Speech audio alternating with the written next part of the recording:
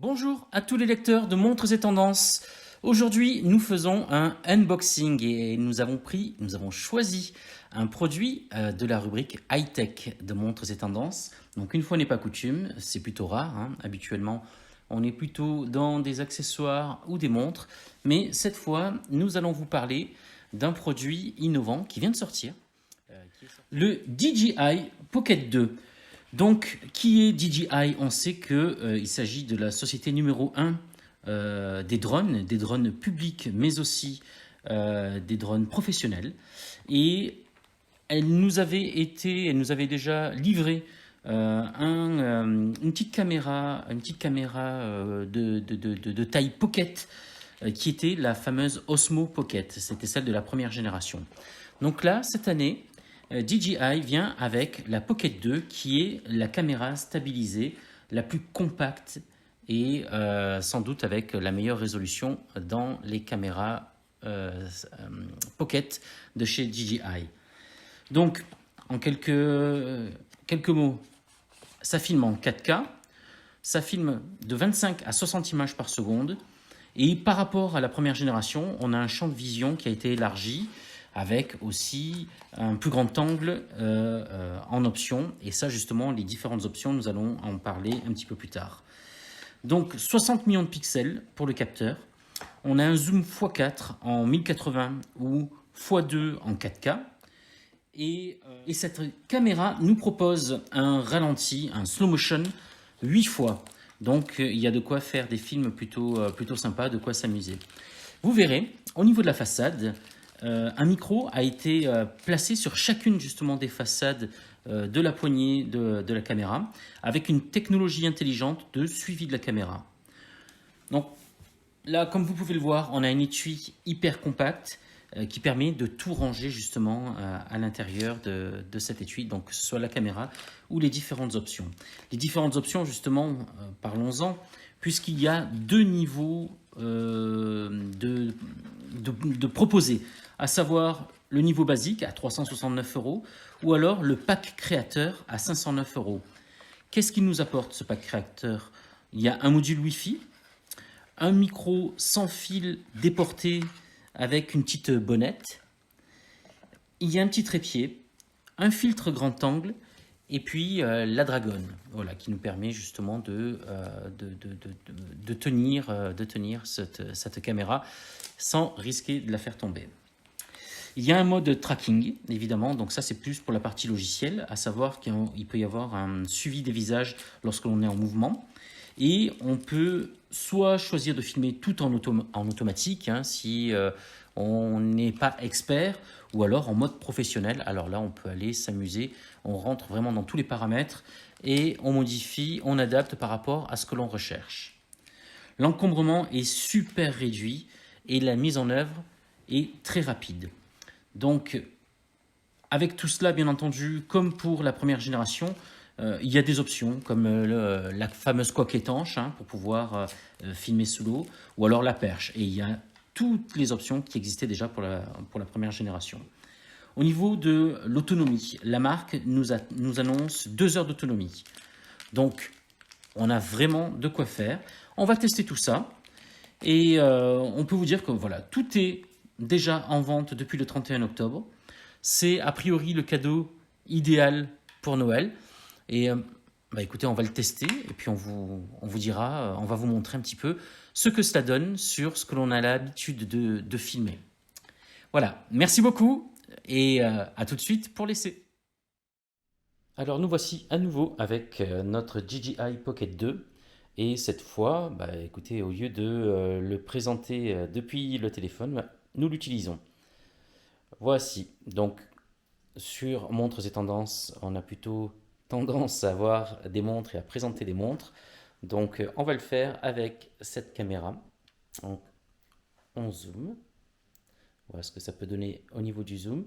Alors le contrôle se fait depuis le petit écran qui se trouve sur la caméra. Il n'est pas bien grand, donc on ne voit pas vraiment les détails de tout ce que l'on est en train de vous montrer.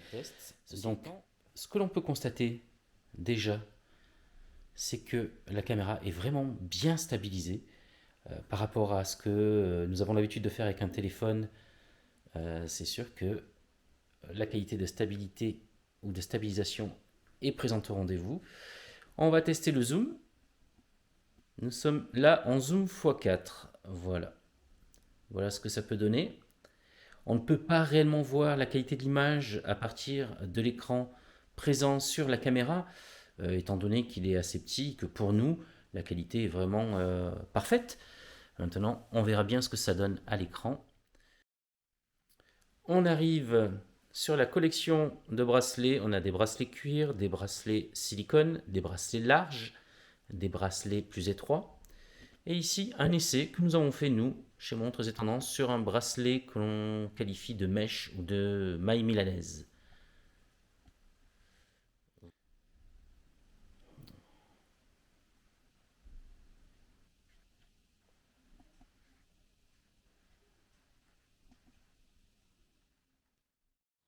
Alors voici pour ce qui est de la première prise en main de cette DJI Pocket 2. Donc on va aller voir un petit peu l'accès au menu. Donc hop, là le zoom. Puis les différents menus auxquels on peut accéder rapidement. Donc vous avez vu sur l'écran qui est tactile, donc tous les différents modes, les modes photo, vidéo, et avec par exemple tout ce qui est slow motion, le time-lapse et compagnie. Donc la prise en main est assez intuitive. Après il faut pratiquer un petit peu, ou alors il faut aller chercher sur les tutoriels sur YouTube ou sur internet. Mais c'est assez rapide, et puis pour tous ceux qui ont l'habitude d'utiliser des produits high-tech, des téléphones, etc., vous verrez, ça fonctionne de la même manière, avec du swipe ou du scroll, et vous verrez que très vite, vous saurez la prendre en main.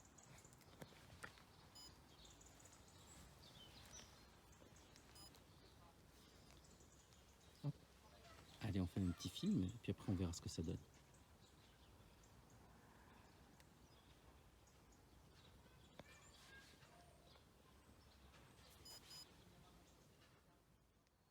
Allez, on fait une tentative de prise en main avec un tout petit film.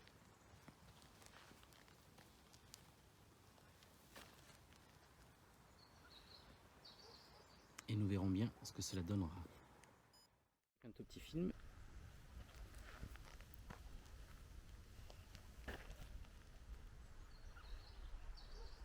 Et nous verrons.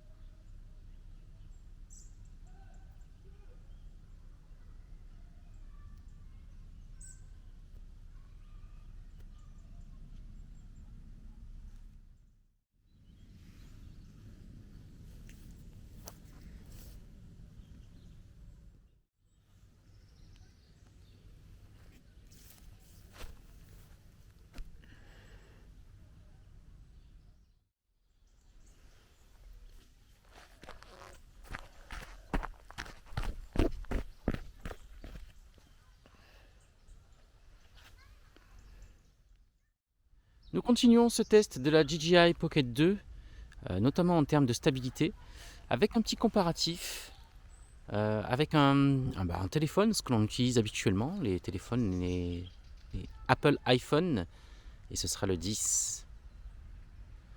Donc voilà en termes de stabilité, en zoom.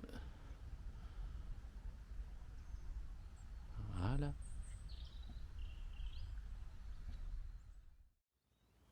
Allez, on fait ce comparatif. Cette fois, on filme avec un iPhone. C'est l'iPhone 10. Et voici ce que ça peut donner. Donc en termes d'image, il est possible que ce soit quelque chose de comparable. Reste à savoir en termes de stabilité. Quand on zoome. Voilà.